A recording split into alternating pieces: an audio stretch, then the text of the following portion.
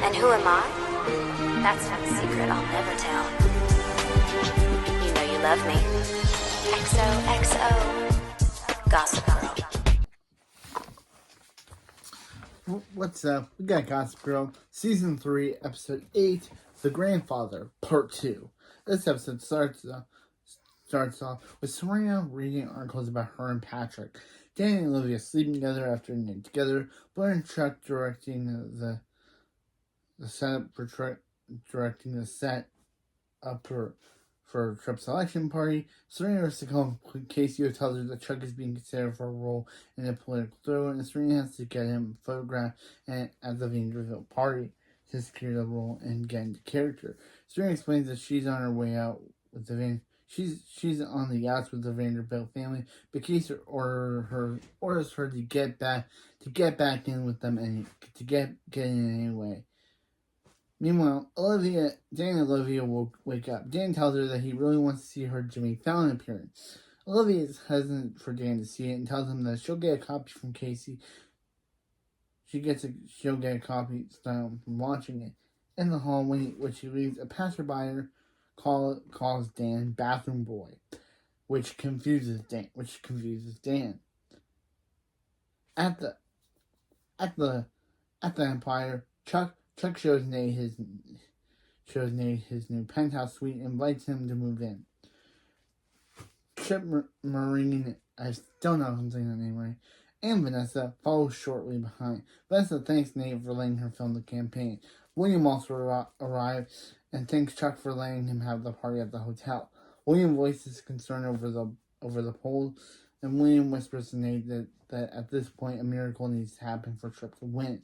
At NYU, Serena drops off a copy of Olivia's Jimmy Fallon interview to Olivia. Embarrassed, Olivia asks Serena if she's seen it. Serena says she had, and Olivia explains that Dan hasn't yet, and she didn't mean what she said. It's going to be hard keeping it from him. At the moment, Dan arrives and Serena and Olivia say they were talking about Patrick. He asks Serena if she can get a copy of the Fallon interview, but before Serena can answer, Olivia says Serena should leave to deal with Patrick. Serena does and runs into Blair in the hall. The two dance around the other, not apologizing and throwing subtle insults because that's what they do when they fight each other. That's what they do when they're in a fight. They just don't know how to process it, and they don't know how to process it, and they literally just roast each other because that's the only thing they can do. Blair insists that she made real friends, and as her reply, she can't wait to meet them that night.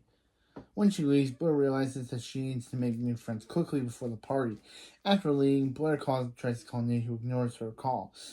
Meanwhile, Nate and Tripp are walking along the harbor, talking about the poll. Nate asks why William can't help, and Tripp says he doesn't want a dirty campaign. Vanessa asks Vanessa is also there, filming people asking who they're voting for. At that moment, a man is drowning in the Hudson River, acting fast. Tripp jumps in and saves him while Vanessa captures the whole thing on film. Later, New York 1 airs the story as well every other major news source in the city. William directs the next step, trying to get every jump publicity out of the act, as the aide reveals poll numbers and shows Tripp's leading the poll numbers. Nate is suspicious and sarcastically remarks to William that miracles do happen. William says that the family is very blessed and walks away. Vanessa receives a call from New York 1 who wants to buy her footage because she's the only one who could get the whole thing on tape. Meanwhile, Serena arrives and asks Nate for an invite to the party for herself and Patrick. Nate refuses until Tripp comes over and asks if Serena's coming. She says the court, and Nate thanks for putting her on the list and leaves. At NYU, Blair is having lunch with her NYU minions, and she vents about looking everywhere for a friend, but not being able to find one anywhere. She just wants a girl with a Valentino bag she wants at the counter. The girl introduces herself, and the girl invites the girl named Brandy to the party. guy named Brandeis anyway, to the party. And that evening at the Vanderwood's penthouse, Dan and Olivia go over to meet him with Lily, Rufus, and a sick Jenny. Yeah, Jenny just happened to be sick after the last episode. What she did in the last episode, she just happens to be sick.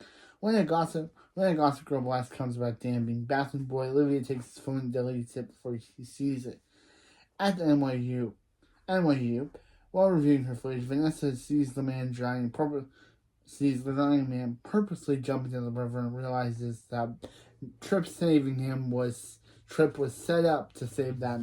Trip saving that man was all an act. Serena goes to see Patrick at his hotel. In much of dismay, she sees he found the scripts his team threw out, and she encourages him to get ready for the party since everyone wants him to take the political thriller movie. However, he doesn't get dressed and instead starts drinking. Even though Serena tries to stop him from doing that, he starts drinking anyway. Serena calls Nate to meet her, and when he does, she explains how the drowning man was all an act. Confused, Nate refuses to believe it and says there has to be some sort of explanation. He tells her that she can't sell the footage, but she tells him that she's going to do it anyway, and that William will most likely set it up. She most likely set it up. Set it up. Oh, that's the wrong song. It's Set It Up, not Set It Up. She leaves me with Carolyn Lowe, the interested party in Vanessa's tape. Once she's gone, Nate calls Carolyn himself. That evening at the party, Serena becomes increasingly frustrated with trying to control a drunk Patrick. She runs into Blair and points out Brandeis from a distance and brags to Serena about her new best friend, who knows all the high-profile politicians. Serena brags about how great Patrick is when the two part ways. Bart spots him drinking and then relieving himself in a potted plant. At the Vanderwoodsons, Dan goes to look for a Scrabble dictionary, and when she can't find it, tries looking it up online and comes across Olivia's interview. After seeing it, Dan quickly leaves the apartment without Olivia. Immediately, Jenny and Olivia realize Dan must have seen it on Jenny's computer that's why he was acting weird. At the party, a woman confronts Vanessa and asks who sold the footage to. Vanessa explains that she stole it to New York 1 and met with Carolyn only 2 hours ago. Confused, the woman says she's Caroline Lowe, and Vanessa realized Nate set her up so the tape wouldn't get out. Because Nate is really acting like a villain this season. So far, Nate's been really acting like a villainous character. I don't know what they did to him. He's really villainous. He first turns against Serena, now he's turning against Vanessa. What is this guy doing? What have they done to Nate? He's basically a villain. Nate is basically a villainous character now.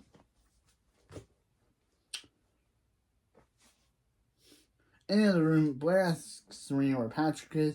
Serena says he's probably busy with fans, and Blair says she took care of it and had to send him to his suite. Serena angry. Serena tries to defend Patrick. Blair informs her that she found out Serena's only dating him for work, and she did what she did not to ruin the evening. At the Vanderwoodsons, Jane and Olivia watch the video.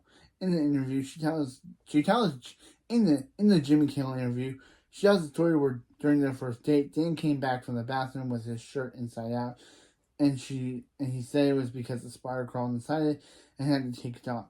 Jimmy Fallon jokingly refers to Dan as bathroom boy and asks Olivia if she's still dating him. She explains their 1 month anniversary, and after the video is over, she tries calling Dan but goes straight to voicemail. In Patrick's hotel room, Serena finds him passed out and asks him to wake up. He drunkenly reveals to Serena that Blair's friend Brandeis is actually a high-priced call girl, and his knowledge of that is probably what got him thrown out of the party. In Chuck's Empire Suite, Vanessa confronts Nate about setting her up. While the two argue, they see on the news that came out that Trip, her rescue, was a setup. Angry, Trip assured William set it up, and they clear the room so only Trip, Nate, and William remain. William admits that he has doubts about Trip,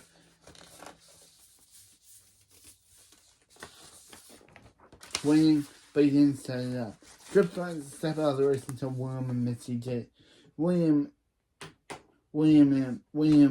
again denies having anything to do with it, and Tripp is ready to withdraw and tells Nate to gather the press. Vanessa steps back in the room and asks Nate what happened to his mom. Yeah, she literally asked Nate, like, bro, what's happened to you? What happened to your moral compass, bro? You basically become an aggro villain jerkbag. Yeah, literally. Even Vanessa is literally asking Nate, Nate is, I thought Jenny became a villain. No, Nate is worse. At least Jenny's kind of worse because she's more villain being queen. But Nate is basically a main antagonist villain. Like, he literally turned against both people who actually cared about him. And Vanessa is like, Nate, what's happened to you, my guy? What happened to your moral compass guy? Downstairs, Brandeis is chatting up a guy when Serena comes over. Serena alludes to Brandeis being a call girl. Serena alludes to being a call girl to see if Brandeis is really a hooker. She then pulls Serena aside and asks if the angels who sent her. Having received her confirmation, Serena walks away. Elsewhere, Chuck is getting an interview when he sees Patrick running around getting drunk and getting into drunken mischief. He guides the reporters away while security handles the situation. Meanwhile, Serena finds Blair and is also excited to tell her that security escorted Brandeis out because Hooker shouldn't be at the party. Serena defends her actions by mocking Blair's defense.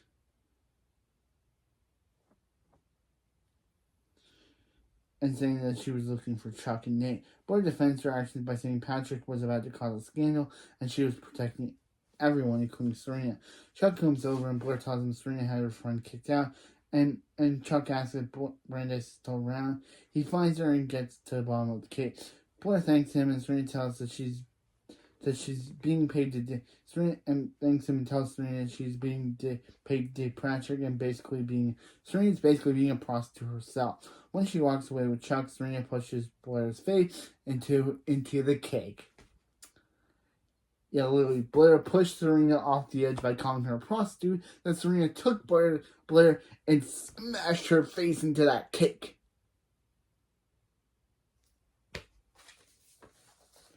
When the press is gathered, Nate takes the stage and tells everyone that he was the one responsible for the setup, but that Tripp had no idea. Elsewhere, Chuck confronts Serena, telling her that they're growing up and she needs to make things right with Blair, or else one day she won't have a friendship. She won't make a chance of their friendship making it. Olivia goes to the law and apologizes to Dan, saying that what she did, and she explains that her publicist always decides what she's going to say, and for once, she wanted to be spontaneous and herself. Dan says he found the whole thing funny, and Fallon was right. He admits that there was no spider, and that he was so nervous, he kept sweating through his shirt, and he needed dried out. With her hands in the bathroom. He continued to say that he left Scrabble because seeing the interview made him remember that it was their 1 month anniversary and needed to prepare a celebration. Later that evening, Tripp thanks Nate for sacrifice he made when he took responsibility. While they talk, it's revealed by the news that Tripp won the election to hug, and Nate tells Tripp that he has complete faith in Tripp's ability to lead. Tripp promises that Nate one day that will make things right between them, and Nate leaves. Maureen comes to congratulate Tripp and Serena finds Blair and apologizes. Blair tells Serena that she's changed and that she's building a life for herself with college and with Chuck. Serena tries to say that she is too, but Blair is quick to point out Serena's immature decisions and behavior. Serena finds Brandeis, who admits that fact that she is a call girl, and then Serena realizes that Brandeis used her to meet new clients, which Brandeis doesn't deny. And basically, Blair tells her, there's nothing, tells her to get out. Outside, Serena tries to put Patrick in the car. Patrick invites her to a party with him. When Serena says no, he reminds her, hey, she's supposed to be paid to be seen with him. Realizing now she can't deal with him anymore, basically quits. Basically writes a note to Casey saying that she quit. Yeah, understandable, Serena. Yeah, literally. Who Who wants to be paid to date a guy? Like, for a job? Like, who wants that? Like, who would want to pretend that you're in a relationship with a drunk guy just for a job? This is Serena's right move. Outside, Maureen tells William that Nate was brilliant, and she reveals to William that she was the one to set the whole drowning incident up to frame William.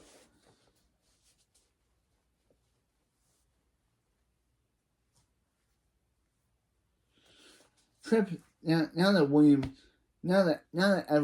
she did it to set up William, and now that everyone knows thinks William did it, Tripp is now free to be his own person. Who knew that Tripp's wife was such a villain? William starts to tell him, but Maureen reminds him that he doesn't have a lot of credibility anymore. Yeah, meaning she's like, bro, who would believe you over her? Who would believe Tripp's wife? Who would believe Tripp's good wife over him? Yeah, nobody. And she walks away. And she's kind of right, like literally. Now that Tripp believes she did it, why would by him telling Tripp, telling Tripp and Nate was her, why would he believe him? He'd be like, bro, you're just making it up to cover yourself. Yeah, of course. Of course, he doesn't say anything, but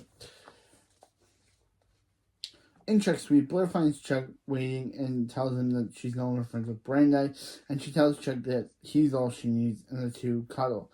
At the NYU, Vanessa reviews news coverage with her video and name.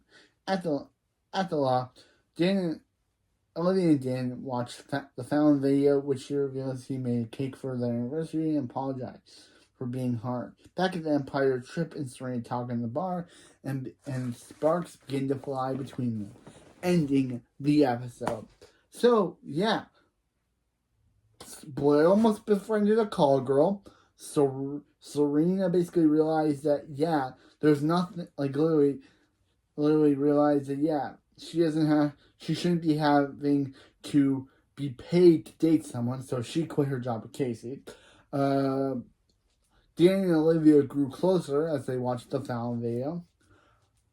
It was revealed that Maureen was the one who set up the whole drowning incident to frame William, and is like, yeah, now Tripp's elected, and now he's free to be his own person without William's control, and no one will believe William, because even if he tries to tell the truth, who's gonna believe him over her? So, yeah. And it seems like at the end, Tripp and Serena seem to be building some kind of romance. Yeah, and that's where the episode ends. Yeah, so wow, I did want to change the video poster to Blair being that cake. I might do that for the picture, but the video will still be this. But the picture will be Blair having her face smashed into a cake because it's amazing. But anyway, that's it for this video, and yeah. Blair smashed the cake. Serena really smashed Blair's face into that cake. Anyway, that's it for this video, and I'll see you next time. You know you love me. You know you love me. XOXO, Gossip Girl, and B and S really put B's face into that cake. Did you really see that? Upper East Siders, but BS really showed B what's up when she put her face in that cake. I just wanted to do that. Use my Gossip Girl voice, which I don't even know if my Gossip Girl voice is actually accurate to Christian Bale's Gossip Girl voice on the show. But yeah. Yeah. Blair's face got smashed into a cake. Anyway, that's it for this video, and I'll see you next time for season 3, episode 9. They shoot Humphreys, don't they? Do they? They shoot Humphreys, don't they? Anyway, see you next time.